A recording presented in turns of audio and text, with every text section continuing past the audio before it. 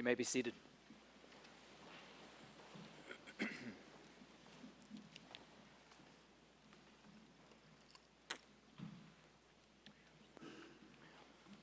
We met Triff and Mary at the Flower Festival at St. Mary's Church in Topsham, a village in the southwest of England, which was identical to the image in your mind right now of a flower festival at St. Mary's Church in Topsham in the southwest of England. Years before, Mary had seen their house, a place called Wixels, on holiday in Topsham, while Triff was still a practicing architect in Norwich, on the other side of England. Triff showed up a few weeks later and found himself bidding on Wixels at an auction, suddenly realizing he was also deciding to retire. When they moved, he made the 275-mile journey on foot. We hit it off with Triff and Mary immediately, having been seated next to them with our quiches and plastic forks at the Flower Festival lunch. Afterward, they invited us for tea. Wixels is a fantastic, rambling house surrounded by a jungle of flowers right on the River Exe. It was built initially of 2 sheds from the port, with porches and breezeways added and enclosed over the years.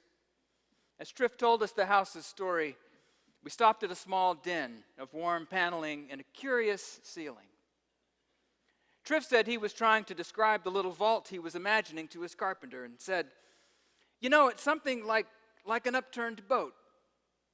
A light went off for the carpenter, who returned the next day with a wooden rowboat he'd found along the wire. It wasn't exactly what he had in mind, but it pleased Triff to no end that an actual upturned boat is what he got for a ceiling in his den. Now, it hadn't occurred to me until recently that Triff and Mary's ceiling was actually a miniature version of that one. Doesn't Calvary's ceiling look a bit like an upturned boat? It's supposed to. Church architecture geeks will know that the place where the congregation sits in a traditional church is not the sanctuary, it's the nave. And nave has the same root as navel, not as in umbilical cord, but it's navy. It's supposed to be boat-like in here. We're meant to feel a little like we're huddled together in an ark, as if we're truly being saved. Saved from what, you might ask, and how? Well, I'm glad you asked. These are excellent questions for the first Sunday in Lent. Lent begins as the Bible begins. It begins with how things went wrong.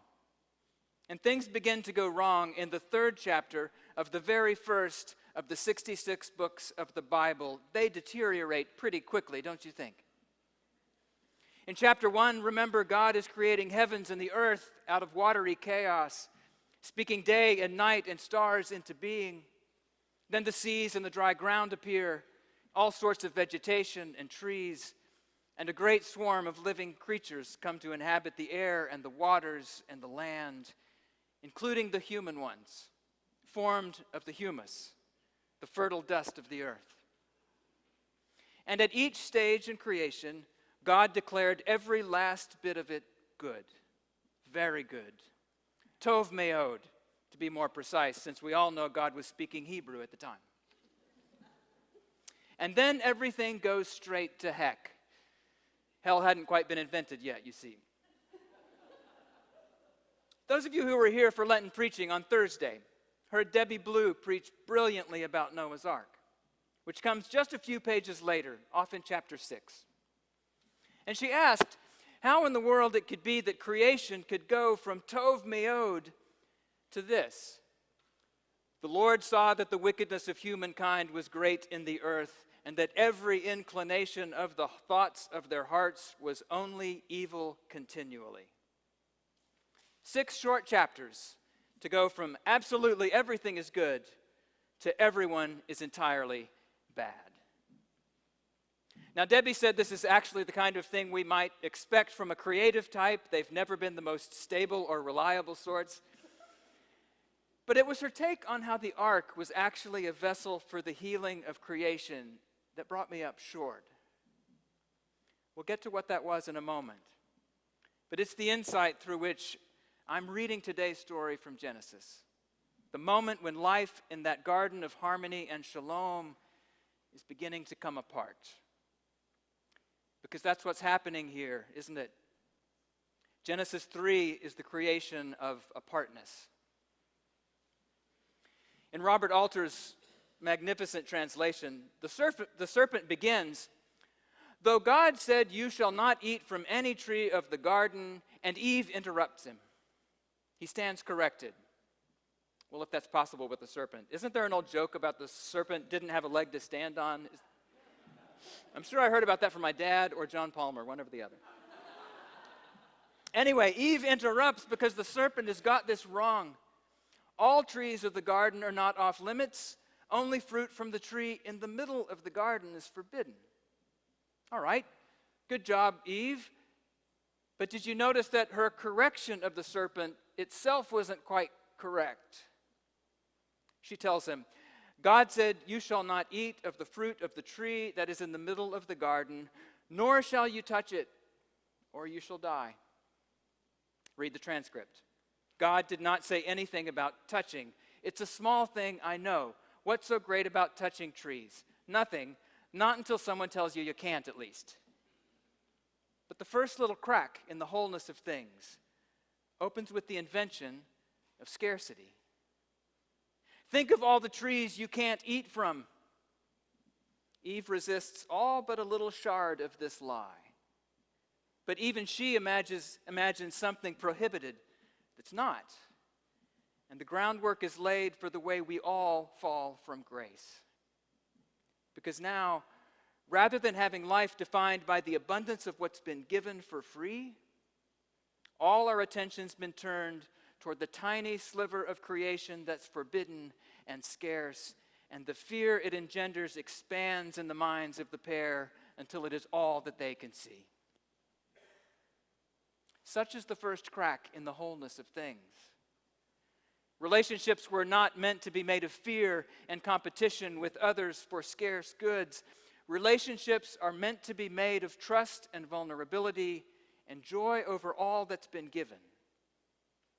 The crack in things is such that when Eve turns to Adam, she is not doing so to share her fruit with him. What she really needs to share is her guilt and her fear. And when guilt and fear enter, fig leaves and shame will soon follow. Two people, bone of bone, flesh of flesh. Two people made for each other suddenly cover themselves from each other and hide from God, with whom they used to walk freely, receiving the gift of the cool of each evening. Shalom is coming apart. Genesis 3 is the invention of apartness. We turned from the earth's abundance, which is a gift, and we obsessed over what is scarce or forbidden, sometimes inventing scarcity and forbiddenness outright. And then we built economies and systems of value on what is scarce rather than on what is given, which continue to set us at odds and push us apart. This is an old story that can read like the morning news. We're still attempting to build a society that replaces trust and vulnerability with suspicion and competition, and it's still not working. So what do we do? How are we to live since sin seems to run everywhere on the same old fear of scarcity that sets us against each other and pushes us apart? Well, Christians have long talked about sin as a kind of contagion. You might need to climb into a bobbing little ark for the saved, which we call church, because there's so much sin and disease, out there. The problem with seeing sin as a contagion is that a contagion requires barriers. Fig leaves are not nearly enough, I'm afraid. You're going to need to cover yourself entirely up and probably stay away from other people completely if you're to avoid infection. But here's what Debbie Blue said Thursday that I've never heard a single preacher say. She said what saved Noah was not being separated from a sinful, infected world. God closed him up with 2 of everything in creation and told him to get to work tending and feeding and birthing his fellow creatures. It kind of helps if you smell your way into these stories sometimes. Take a long imaginary whiff of that mythical ark, and it may begin to sink in for us that God saves us by throwing us forcefully together, not by separating us and sealing us off.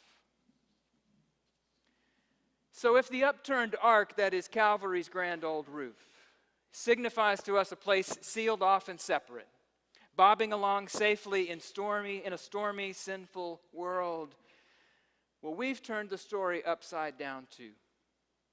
Separation, fear, suspicion, shame, these are the old symptoms of the crack in creation's wholeness.